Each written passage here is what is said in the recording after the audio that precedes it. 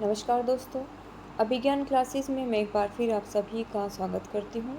I hope so आप बहुत अच्छे होंगे और अच्छे से पढ़ाई कर रहे होंगे। तो चलिए बिना किसी देरी के आज का ये लेक्चर स्टार्ट करते हैं।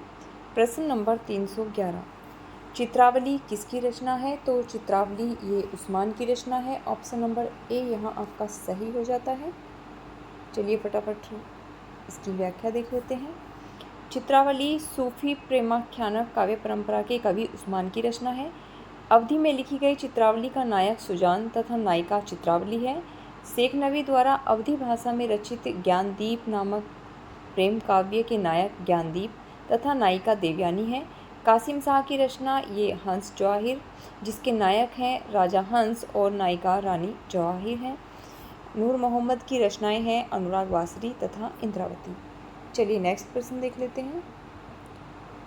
पद्मावत की विधा क्या है? तो पद्मावत ये एक प्रबंध काव्य है। ऑप्शन नंबर ए यहाँ आपका सही हो जाता है।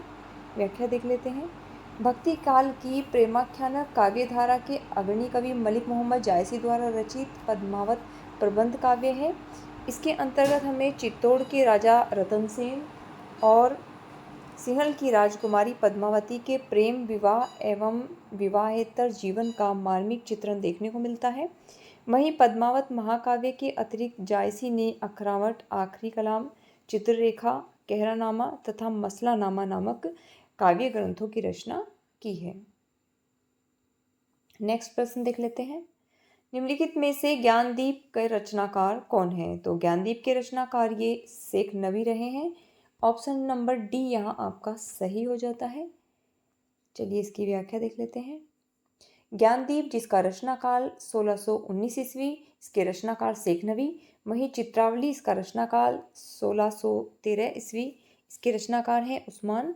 हंस जवाहिर 1731 ईस्वी, रचनाकार हैं कासिम शाह। अनुराग बांसुरी 1764 ईस्वी, इसके रचनाकार नूर मोहम्मद हैं। इंद्रावती 1744 ईस्वी, इसके रचनाकार भी नूर मोहम्मद हैं। ये सभी सूफी काव्य परंपरा की प्रमुख रचनाएं हैं और इन सभी रचनाओं में अवधी भाषा का प्रयोग तथा जो छंद प्रयुक्त हुआ है वह दोहा चौपाई है। चलिए नेक्स्ट प्रश्न देख लेते हैं। मधुमालती के रचनाकार कौन है? तो मधुमालती के रचनाकार ये मंझन रहे हैं। ऑप्शन नंबर ए यहाँ आपका सही हो जाता है। व्याख्या देख लेते हैं।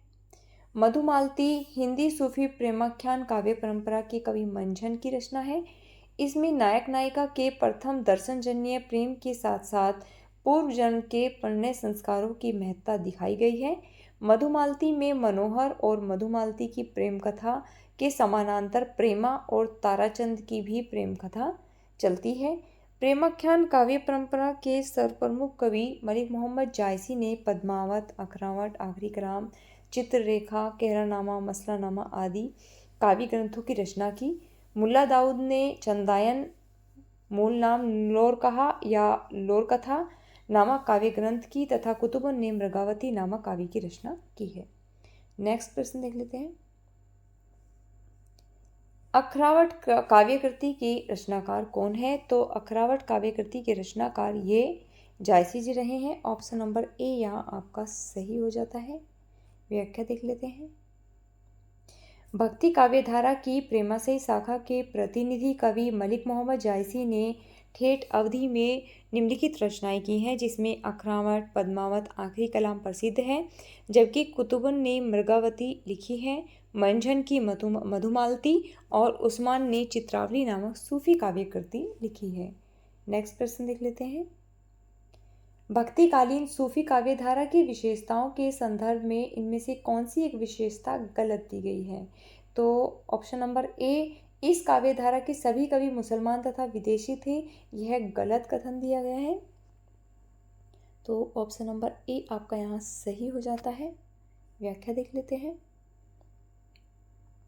भक्तिकालीन सूफी काव्यधारा के संदर्भ में यह भ्रांति थी कि इस काव्यधारा से संबंधित सभी कवि मुसलमान वे विदेशी थे, जब इस परंपरा के केवल 6-7 काव्य ग्रंथ उपलब्ध थे जिनके रचनाकार मुसलमान थे, किंतु अब सूफी काव्य परंपरा के 50 से अधिक कवियों के अस्तित्व का पता चला है, जिनमें अधिकांशतः हिंदू थे। अतः सूफी कवियों ने हिंदी प्रेमी प्रेमिकाओं की पौराणिक प्रेम कथाओं तथा कथा साहित्य से प्राप्त कथानक रूढ़ियों का काव्यात्मक चित्रण किया है। इस काव्यधारा के कवियों ने अवधी के अतिरिक्त ब्रजभाषा एवं राजस्थानी में भी रचनाएं की हैं। सूफी काव्यधारा के कवियों ने सिर्फ प्रबंध काव्य ही लिखे हैं। नेक्स्ट प्रश्न देख लेते हैं। निम्नलिखित में से किस कवि ने अवधी भाषा में ही रचना की है? तो जायसी जी ने अवधी भाषा में ही रचना की है। ऑप्शन नंबर डी आपका यहाँ सही हो जाता है। व्याख्या देख लेते हैं।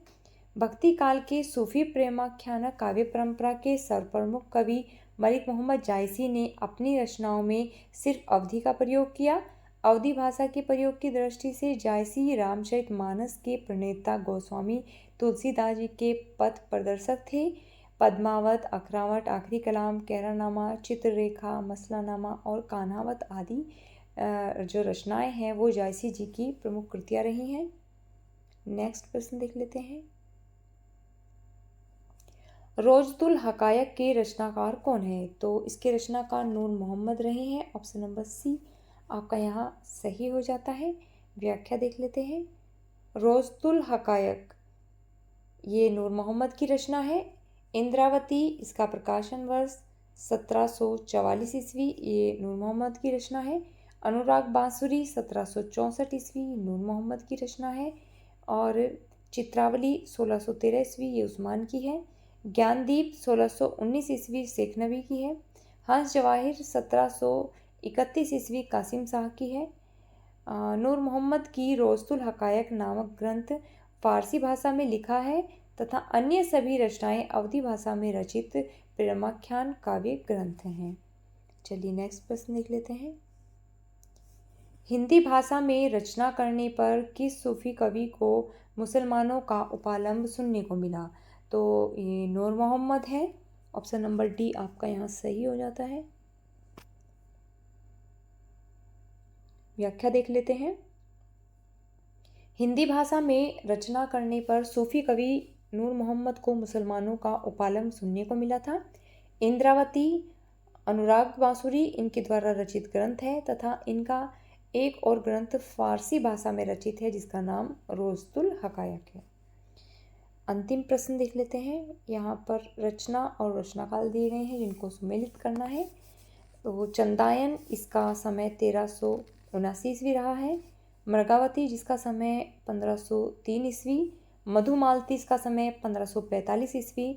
पद्मावत जिसका समय 1540 ईस्वी रहा है। वहीं मृगावती का जो रचना काल है वो आचार्य रामचंद्र शुक्ल ने 1501 ईस्वी माना है। तो चलिए दोस्तों, आज का लेक्चर यहीं समाप्त करते हैं और अगर आपको ये प्रयास अच्छा लग रहा है तो इसे लाइक, शेयर और सब्सक्राइब कीजिएगा। Thanks for watching.